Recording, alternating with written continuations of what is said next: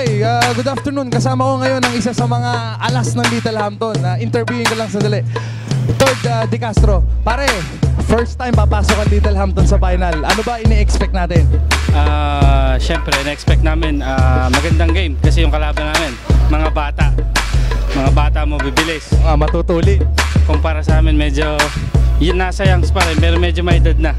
Ano ba ang ginawang preparasyon ng Littlehampton, Mare, para makasabay ba sa pacing ng wording? Wala, jogging, konting practice, so parang yun lang. Nag-iinuman ba? Oo. Matay tayo dyan. Okay, pare. Anyway, matatapos na ang ating 5th conference at susunod na ang ating 6th conference. Pare, imbitahin mo naman sila sa February po. Sino ba? Magsisimula ang ating 6th conference. Magsisimula ang 6th conference. Bali, we are all inviting all the teams in February for us the 6th conference. 6th conference. PISA Sports. So, pare, good luck ha. At galingan nyo, galingan nyo. Sana manalo.